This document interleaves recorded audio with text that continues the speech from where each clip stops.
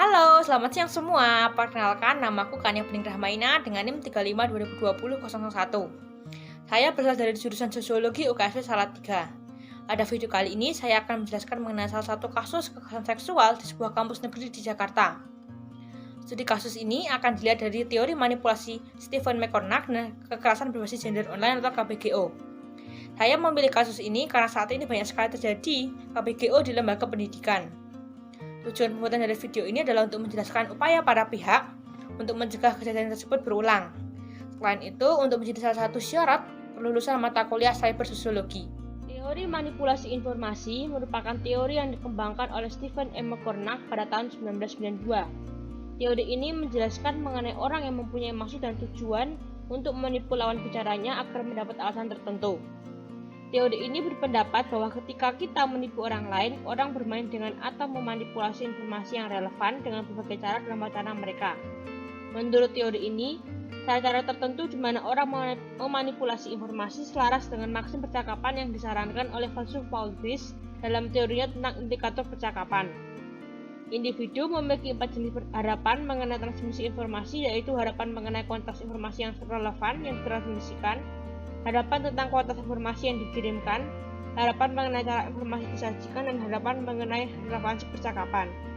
Ketika berbicara, seseorang dapat secara diam-diam melanggar salah satu atau semua harapan ini dalam mengubah informasi yang dia miliki untuk menipu pendengar.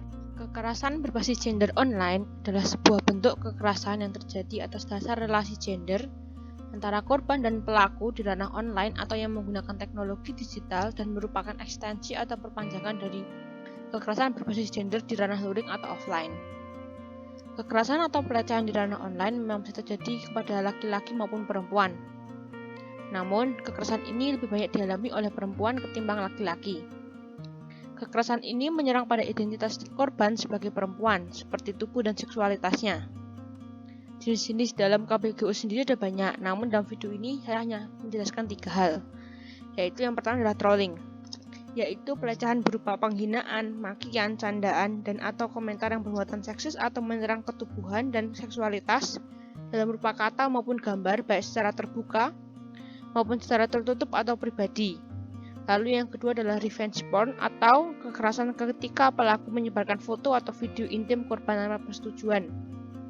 Lalu yang ketiga adalah sexting atau pengiriman gambar atau video pornografi pada korban. Kasus kekerasan seksual online di sebuah universitas negeri di Jakarta sudah terjadi sejak beberapa tahun yang lalu. Namun viral di awal tahun 2021 setelah para korban mulai melaporkan ke universitas. Kasus ini bermula dari sebuah pesan teks berisi godaan menjurus seksual kepada korban melalui WhatsApp dan SMS oleh salah satu dosen di universitas tersebut. Dosen berinisial DA diduga kuat sering mengirimkan pesan sexting kepada mahasiswinya, bahkan berani melakukannya secara verbal baik di depan umum atau personal. Belakangan, banyak korban yang mengaku sering diancam oleh dosen DA untuk tidak diluluskan jika mahasiswi tidak mengikuti keinginannya. Beberapa permintaan yang sering diucapkan oleh DA kepada mahasiswinya adalah mengajak berkunjung ke rumah, jalan-jalan, melakukan aktivitas intim, mengajak untuk menikah, atau bahkan disuruh mencium. Saat ini, DA telah dinonaktifkan secara akademik, baik dalam bimbingan skripsi, bimbingan akademik, dan mengajar sampai proses investigasi selesai.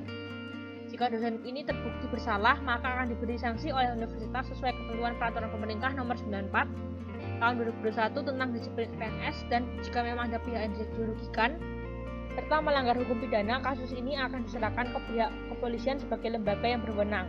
Setelah tadi kita tahu mengenai kronologinya, maka sekarang kita akan melihat bagaimana relevansi kasus dengan teori. Dari perspektif KBGO, maka kasus tersebut menunjukkan bahwa dia itu termasuk dalam kategori sexting, atau yang bisa diartikan sebagai pengiriman gambar atau video pornografi pada korban. KBGO sering muncul disebabkan oleh dominasi maskulinitas dan kekuasaan atau kontrol pelaku terhadap korban. KBGO juga merupakan ekspresi yang muncul pada kelompok-kelompok yang tidak terdidik dalam hak asasi manusia, termasuk di dalam perspektif gender. Sedangkan jika dilihat dalam teori manipulasi Steve McCornack, maka bisa dilihat dalam 4 jenis harapan mengenai transmisi informasi, yaitu yang pertama, harapan mengenai kuantitas informasi yang relevan yang ditransmisikan. Artinya, dalam sexting yang dikirimkan oleh dosen kepada mahasiswinya terjadi secara berulang-ulang dan random. Hal ini menunjukkan bahwa sexting tersebut disengaja dan disasarkan kepada mahasiswi yang random atau bisa jadi dikirimkan kepada mahasiswi secara terpilih dengan ukuran-ukuran tertentu menurut pengirimnya. Kedua, harapan tentang kualitas informasi yang dikirimkan. Dari sisi kualitas, sexting tersebut merupakan pesan yang di luar konteks relasi antara keduanya yang merupakan dosen dan mahasiswi. Sehingga dari sisi kualitas adalah pembicaraan yang dinilai secara sepihak oleh pengirim, yang menilai mahasiswi adalah perempuan yang bisa dikelesehkan karena mereka dianggap oleh pengirim sebagai perempuan yang di dalam kendali mereka. Ketiga, harapan mengenai cara informasi disajikan.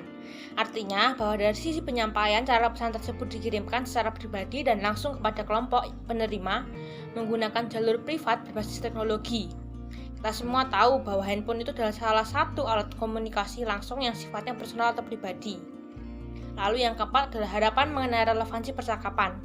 Sexting ada percakapan yang tidak relevan atau terlarang antara guru dan murid yang terikat secara struktural atau relasi pendidikan, sehingga sexting bukanlah percakapan yang pantas antara dosen dan mahasiswinya karena unsur pelecehan seksualnya jelas lebih mendominasi dalam pesan yang dikirimkan. Maka dari itu, hal yang bisa dilakukan untuk mencegah kekerasan seksual di kampus maupun secara online yaitu yang pertama, menjalankan Permendikbudristek nomor 30 tahun 2021 tentang kekerasan seksual di kampus dan Undang-Undang TPKS. Artinya adalah bahwa kedua peraturan tersebut harus segera dilaksanakan di dalam negara dan universitas supaya bisa mencegah kekerasan seksual yang sering terjadi. Yang kedua, mengajarkan anak-anak dan kaum remaja mengenai Comprehensive Sexual Education atau CSE. CSE adalah suatu proses pembelajaran di mana dalam prosesnya peserta dididik mendapatkan informasi, pengetahuan, dan keterampilan untuk menentukan sikap, norma, dan nilai tentang identitas diri, relasi, dan keintiman. CSE berisi pengetahuan dan keahlian mengenai gender, hak dan kesehatan seksual dan reproduksi, HIV/AIDS, kekerasan, relasi, dan juga keberagaman. Program ini penting untuk diajarkan agar bisa mencegah kekerasan seksual, kehamilan tidak diinginkan, aborsi, dan lain-lain. Lalu yang ketiga, mewajibkan setiap platform memiliki kebijakan untuk mencegah kekerasan seksual. Artinya adalah setiap platform itu seharusnya dia memiliki kebijakan tersendiri untuk mencegah kekerasan seksual. Contohnya adalah jika di media sosial Instagram, seharusnya mereka sudah punya kebijakan untuk mencegah kekerasan seksual. Semisal ada pengguna yang melakukan kekerasan seksual terhadap pengguna lainnya, maka hal tersebut bisa dicegah. Yang keempat, penegakan hukum kekerasan secara online. Artinya adalah pemerintah seharusnya lebih menegakkan hukum kekerasan yang dilakukan secara online supaya para pelaku akan sadar dan tidak berani melakukannya lagi. Yang kelima, mengajarkan anak dan remaja mengenai SOP internet sehat. SOP internet sehat sendiri itu adalah salah satu usaha yang dilakukan oleh pemerintah untuk melakukan blokir atau pembatasan konten tertentu yang ada di internet supaya tidak bisa diakses oleh pengguna. Artinya adalah anak dan remaja harus diajarkan mengenai internet sehat supaya mereka tidak lagi mengakses hal yang negatif.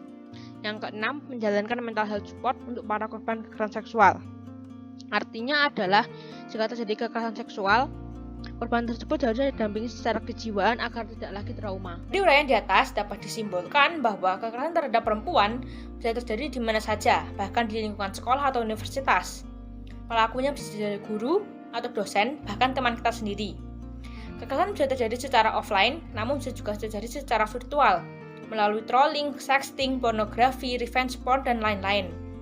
Kita berharap Permendikbudristek nomor 30 tahun 2021 tentang kekerasan seksual di kampus dan Undang-Undang TPKS dapat mencegah kekerasan seksual terjadi di dunia pendidikan.